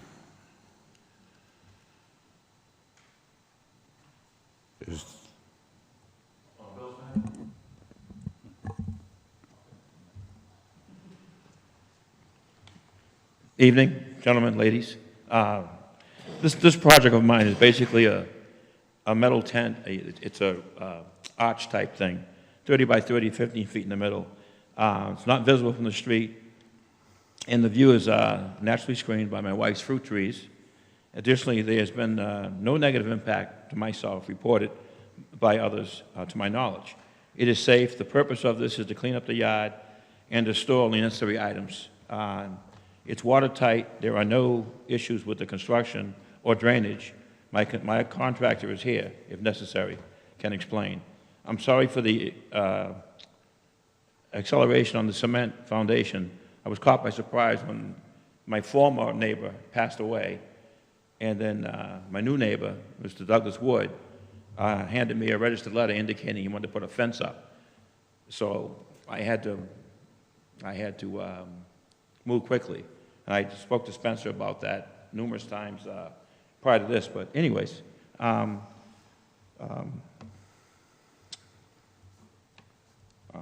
both my neighbors and contractor are present. Thank you for your support and your blessing. Any questions? Yes, Michael. Well, I've, a few comments here, definitely for sure. First of all, the plot plan, we couldn't decide it on this plot plan anyways, because this plot plan doesn't show the accessory buildings that are out there, whether those accessory buildings are being taken down to put this up. Third is, if they aren't, you've got more accessory buildings down that side. I saw like one long building, another, it looks either a large shed or whatever. And adding this, your accessory buildings are becoming the primary use. I quite have an issue. It's more, if you add all three of those, if you're not taking anything down, they become the primary use. I don't know what you're using all of them for, but I do have an issue with it. We definitely can't go forward on the plan we have. No way. It doesn't show the buildings, and if you're taking them down, it doesn't show us what you're taking down. Doesn't even show the correct driveway. It doesn't have elevation on it, doesn't have, well, the driveway correctly, the septic systems, so on and so, the well. None of it's on there, so to be honest with you, I don't think this can go forward, period.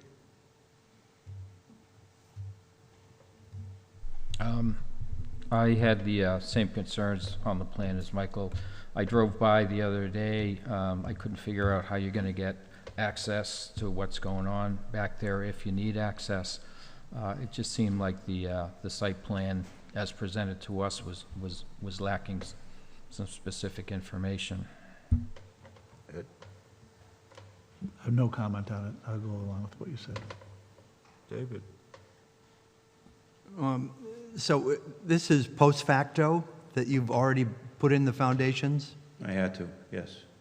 So, okay, so you're coming for a good bit of this. And then just the second comment is, I'm not sure that kind of building is appropriate for this neighborhood.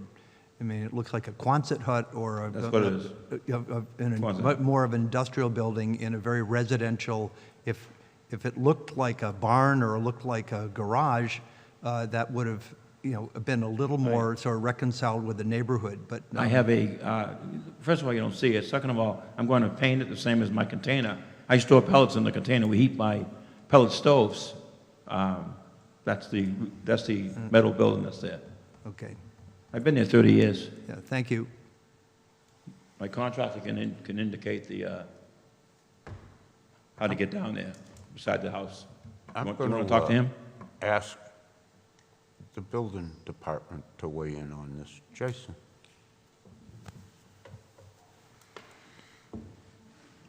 What are the questions for the board? I can't hear you, so. What come on questions now. does the board have? I'm not sure what the board has for questions. Well, I want to know, first of all, this is post facto? There was some enforcement that brought this to our attention, yes. Okay. And let me ask you something. If this doesn't get approved, what happens to that post facto foundation? Does it have to come out? If it's arguably below grade, it would just be below grade and stay there, not able to be constructed upon. I wouldn't make the gentleman remove it unless, again, it was out of the ground, represented a major issue. Mm-hmm. Mm-hmm. So as long as it's safe in the way that it is, we wouldn't make him do anything. Okay. So if I change the design of the Quonset hut to a more barn-type style, that would be acceptable? Well, the problem I still have, maybe Jason can weigh in on this. Now, are you going to take down the other buildings, or are they staying there? No, one's a small wooden shed. My wife puts her tools in there for her garden and her fruit trees. And the other one's a container where I store my pellets for the winter. Well, I was going to say, they're good-sized buildings, but again so I keep looking at this and, well, first of all, we can't decide it on this plan. Again, this plan doesn't have any of the things that we require from elevation to, like if you have those other sheds, they're not on here. The driveway's incorrect. You don't have a septic system on this. It definitely needs a different plot plan. So I wouldn't even want Why would I need a septic? we want to know where it is. It's in the front of the house. Well, but we got to have that in the drawing. Oh, The drawings, it's got to be on the drawing. There's certain rules. First of all, we got to know where the well is. We got to know where I don't know if it's well or town water out there. Well, septic, there's got to be elevations to the foundations. The other thing is, you don't even show the accessory buildings that are out there on this. I went by, there's the two that I could see for sure. You know, and then again, I don't know how Jason, if he wants to weigh in this, or maybe he doesn't have an opinion, but I'm looking at the accessory dwellings, and by the time you add them all up, they're going to be the same square footage as the house. What's the primary use on the property at that point? I don't know if Jason wants to weigh in, but Please Yeah, do. We don't have any established use or requested use that I know of for the building. I think the applicant's indicating they want to use it for storage or something like that, but it is a substantial building. And then looking at the construction design, it is, to David's point, not what we'd normally see, accessory to or incidental to a single-family dwelling. So, so again, just pointing out the obvious, it's not a conventional residential accessory structure.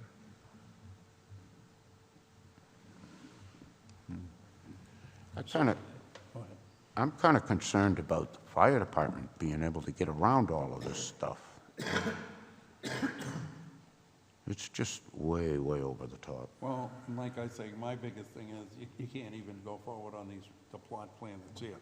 I mean, you know, again, it doesn't have the accessory buildings on there. I can't tell whether it looks to me, what you and I saw out there was the accessory buildings are gonna be larger than its primary use. I don't know where that falls in the bylaws, you know? It becomes actually the primary use. I have two antique cars I want to store in there. Yeah. I'm kind of a car guy. Minimum, we would have to have them come in with a full set of plans, minimum. In my opinion, even with a full set of plans, brand new and everything, a foundation that big is just, for an accessory building that he's already got a couple of accessory buildings, is just overbearing. That's my opinion. Don't disagree. Okay, well, I'm just I'm- want to see some opinions here, that's all. I'm just telling you how I feel. Yes, how tall is the The center, proposed height? 15 feet. It's an 15 arch. feet. Okay, thank you. What's your feelings, Ed?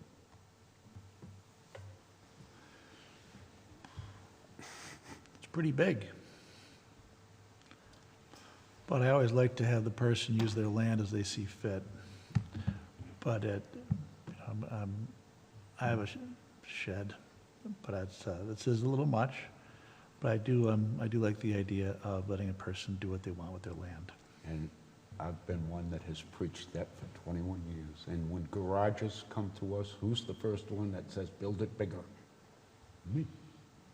And I am a car guy type of person, but I'm also a Plymouth resident, and I'm also kind of concerned about my neighbors, and I'm also concerned about how we use our land. My theory is that when a person buys a piece of property, that's theirs. They're the king of that castle. That's theirs. And they should be able to utilize that to the best of their abilities. I'm going to put a And- patio. Excuse me, let me finish. Okay, okay. And I have said this board has heard this speech hundreds of times, and I believe in that. But I also believe that you can overdo it. You can just go too far. And in my opinion, this is too far. But I will let the board decide that. That's how I feel now. Mr. Wallace.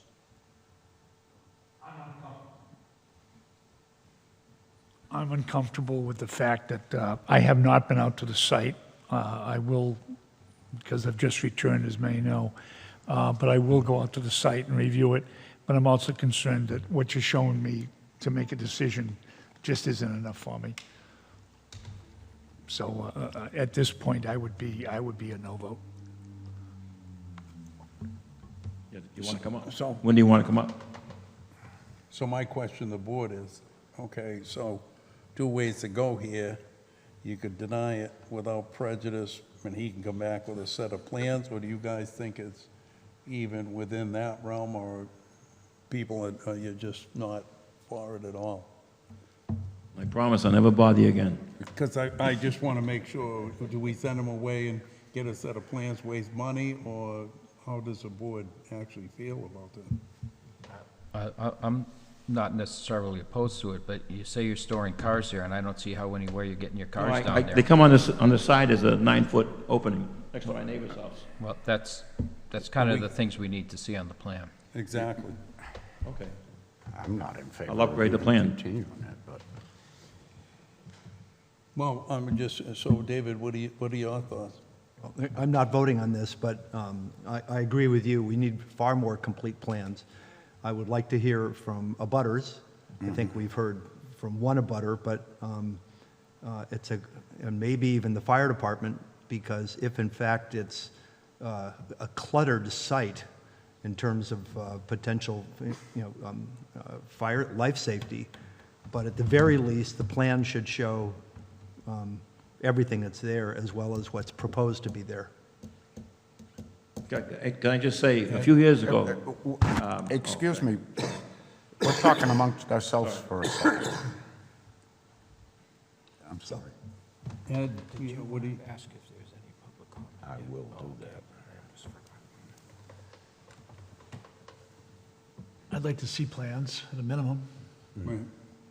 So, I mean, I guess what I'm trying to ask is whether the board's Well, we'll get to totally that. opposed to it, or whether we should send them away to get the plans updated and so on and so forth, and we're open to putting it in, or who's not, and whether, I hate to see somebody plan, so do we just deny it flat out, or do you want to give them the chance to bring it back a set of plans? And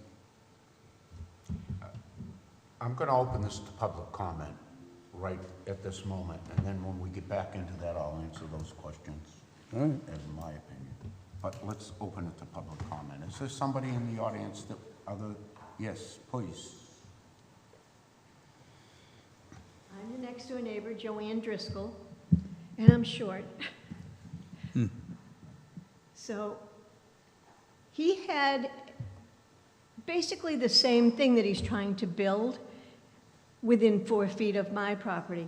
I had no issue with that, and neither did the neighbor prior to that on the other side. That particular person passed away, and new owners came in and didn't like anything he did. The interesting part is, all he's doing is moving it to the back. Instead of being really close to me, he's moving it around to the back, and they happen to see it from the other side. My comment is, they can build a fence, a solid fence, not a chain link that you can see through. So I'm in favor. I think it will be lovely once it's done. But I agree that it doesn't show everything, doesn't show where the driveway is, doesn't show where everything else is going. So I think he needs to do a new plan. Thank you. Thank you. Is there anyone else? Yes, sir.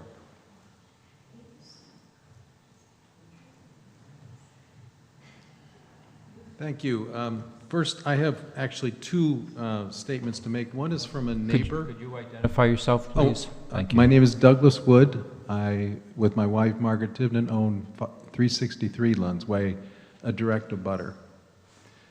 I also have a letter from another neighbor across the street, David Shaw, and I was told that I could read that into the record. Please. Okay. To the Board of Appeals. Dear members of the Zoning Board, I respectfully submit this letter in opposition to the petition filed by my neighbor, William Smith, seeking permission to construct a large freestanding garage on his property.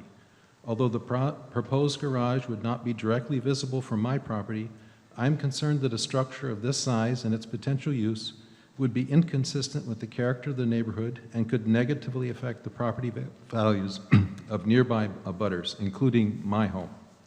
I want to emphasize that Mr. Smith has maintained his property well and has been a good neighbor. My concern is not personal, but rather the impact of his proposed accessory structure and its intended use. I understand that he plans to work on cars in the building. That type of mechanical activity could create unreasonable noise, odors, and potential risks to the environment and groundwater, all of which are significant concerns in a residential neighborhood. My understanding is the Town of Plymouth zoning bylaw requires accessory buildings to comply with applicable setback and location requirements, and that relief may be granted only in limited circumstances through the special permit process. I respectfully ask the board to determine whether this proposal meets those standards, and if it does not, to deny the petition.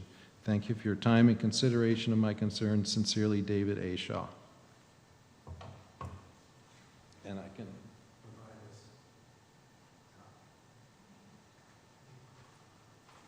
this. Okay, then speaking for myself, I did send a letter to the board. I was told I could provide it on Thursday, and I wondered if you had received it. Okay. So I include some pictures in there of the site. I'm very happy to hear that some of you have been on site to see what is going on there, and those pictures help support this, my statements.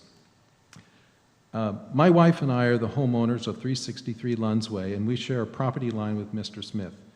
In the 2.5 years we have lived in our home, my wife has never met Mr. Smith, and I met him only once when he was out in his backyard after his excavator arrived. He told me that he was going to build an auto garage so he could, quote, fix cars, unquote. I told him that we have property lines for a reason and that he should stick to his side and we will stick to ours. As Robert Frost said, good fences make good neighbors. I'd like to summarize the key points we made in our letter to the board. The proposed auto garage would be a gross violation of the 40-foot rear setback for R25 properties. This would be an exception of 25 feet, not just a foot or two. The building, a metal Quonset-style garage, would be a blight and completely out of character in our residentially zoned neighborhood. Its use as an auto garage with associated hazardous chemicals such as gasoline, oil, tires, etc., could potentially poison our water supply. The garage foundation is in a low area. Sir, excuse me. Again, I'll remind everybody we have a 3-minute rule, but I'm speaking for myself. Excuse me. I'm going to let that go and let you finish because I allowed everybody else. Okay, thank you. Thanks yes, very sir. much. I'm about halfway through my statement, not David Shaw's. Where was I here?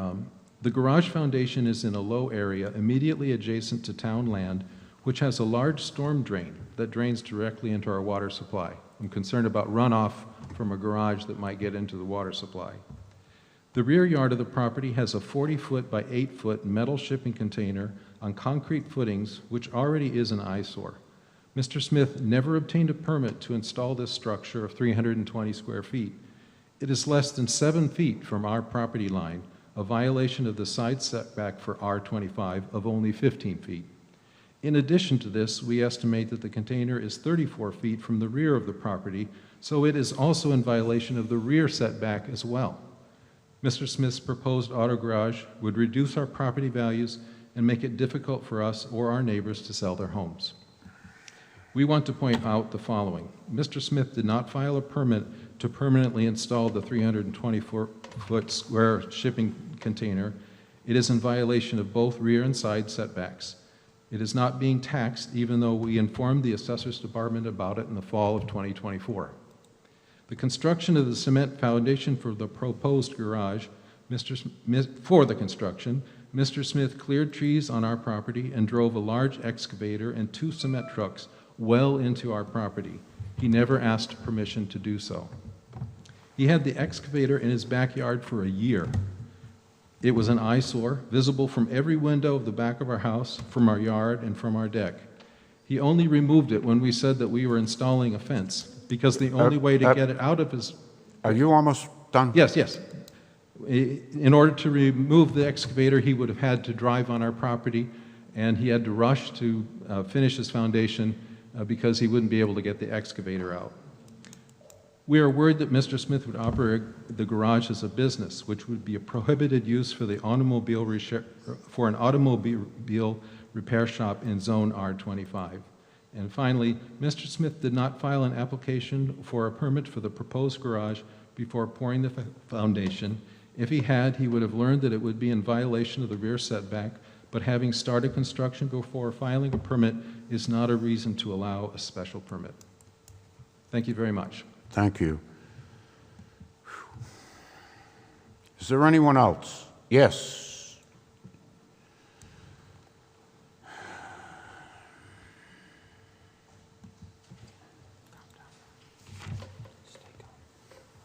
My name is Meg Sheehan. I'm from Community Land and Water Coalition, and I will set my timer for my 3 minutes. Excuse me? I didn't hear what you said. I said my name is Meg Sheehan, and I'm an attorney with Community Land and Water Coalition. Our mission is to protect, preserve, and steward the land and water resources of southeastern Massachusetts. And I would like to comment on this project. I set my timer for 3 minutes. I will allow you to talk about this project for 3 minutes. I am talking about this. You can't censor what I'm saying. If you're not talking about this particular case, then... I am talking about this particular case. Go ahead. And I'm applauding both sides for trying to work it out, and I'm sure there are serious concerns about the enforcement of the zoning bylaw and setbacks and abutting neighbors and water, and there's also concerns on the other side from neighbors about how this might be resolved. I'd like to point out that you discussed the question of what is an incidental use and proper enforcement of the bylaws. And I'd like to point out that Community Land and Water today submitted an enforcement request to the building inspector for violations of the zoning bylaw at the 71 Hedges Pond Road that you continue to claim is an incidental use. Excuse me, you can't whisper between yourselves. I am saying to the chair, I do not feel this is relevant to this case in front of us. This case is about this gentleman's project. It's not about something that is currently in litigation. Thank you. The zoning enforcement request is not in litigation, and you cannot censor my speech, even though you like to think that you can. So I'm going to finish my 3 minutes, and I'm going to ask that you seriously consider more ongoing violations in the town, including the gaping hole on Route 3 that the Zoning Board of Appeals approved as an incidental use to the construction of a manufacturing building that has yet to materialize, and to notice that the incidental use of sand and gravel mining seems to be expanding at that site.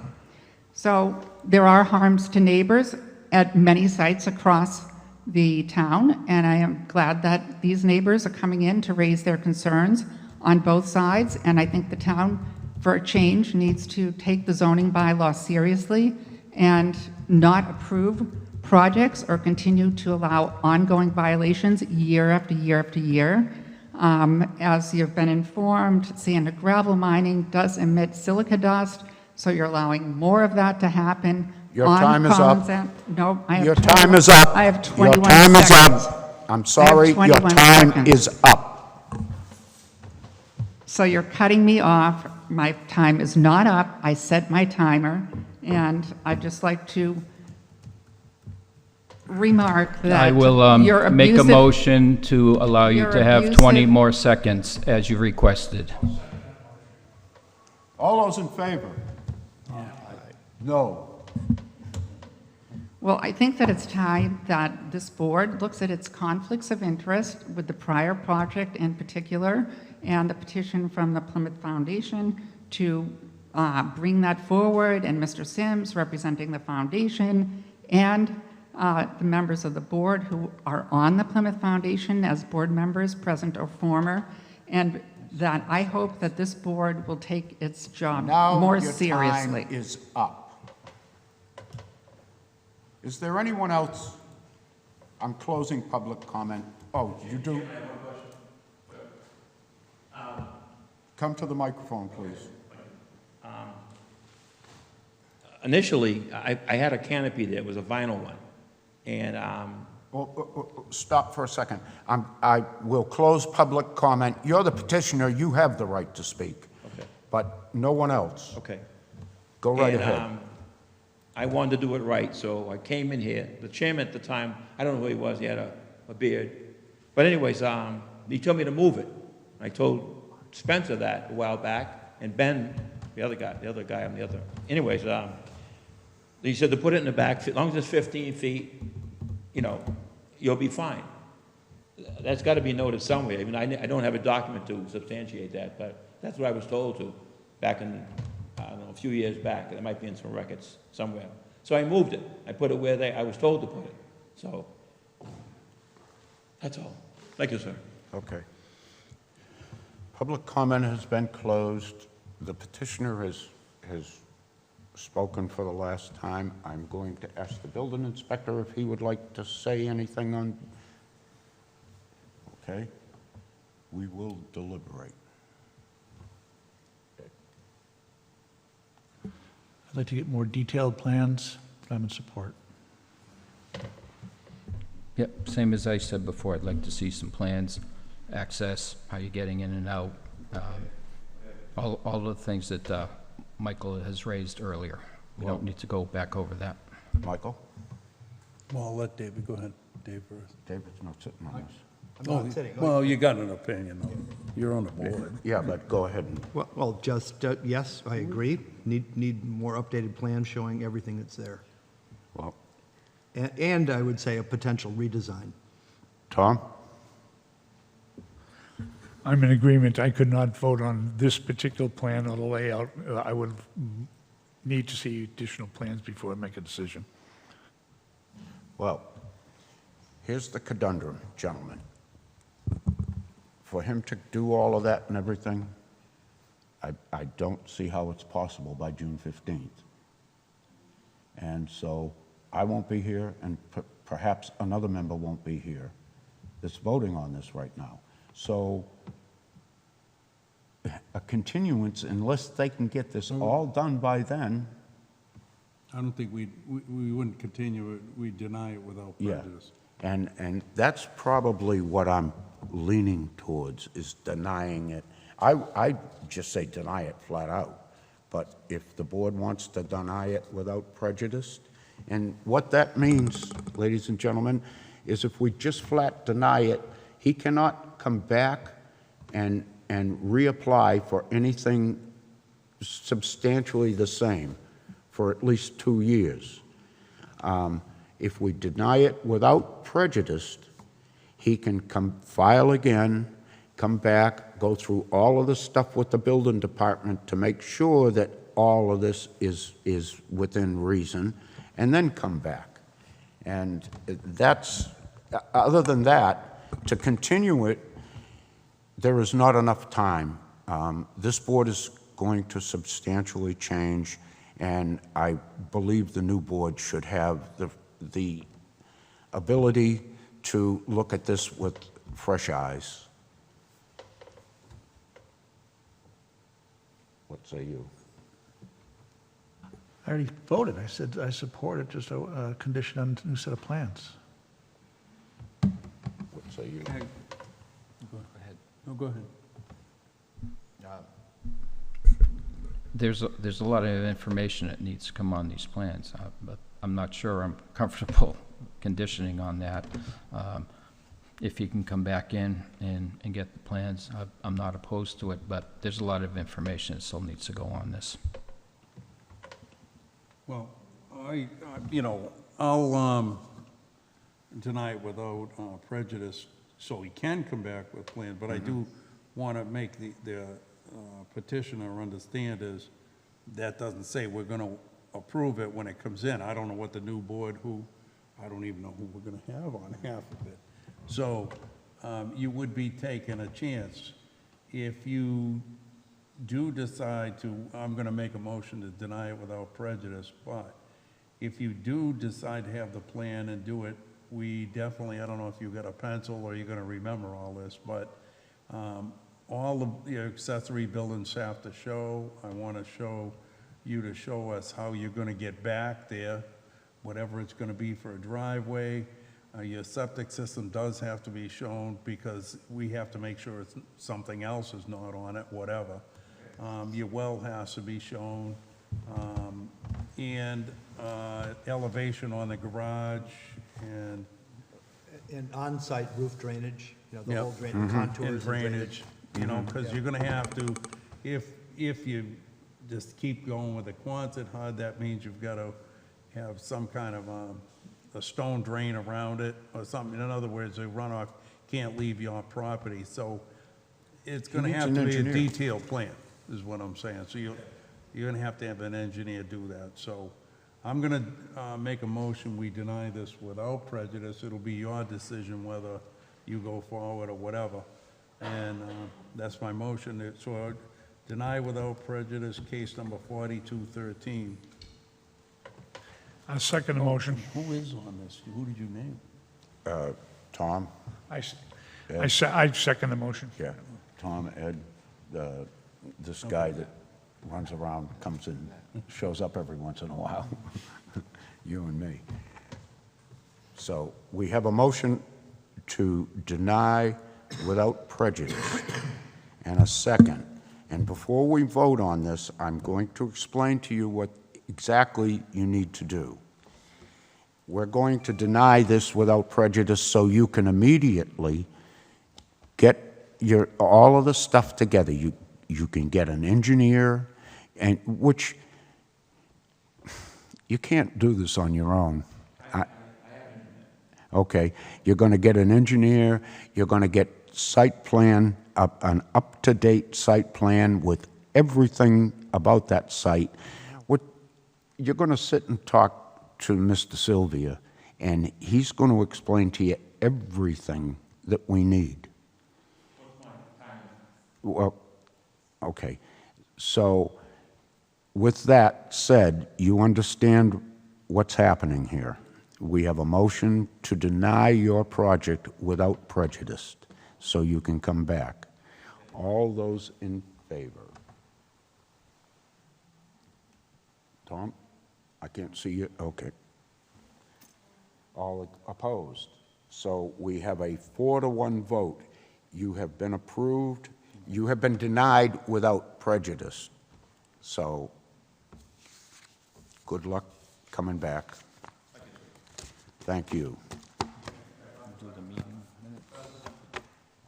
We have just a little bit more business to. That's right, we have the minutes, yeah. Those were put on there erroneously. You already approved those. Oh. Last time. What? Oh, we did? Yes. He said we already approved Okay. those. I don't have to go in and back, open them up. Yeah. In that case, I await a motion. motion to adjourn. Second. All those in favor? This motion is adjourned. Thank you very much.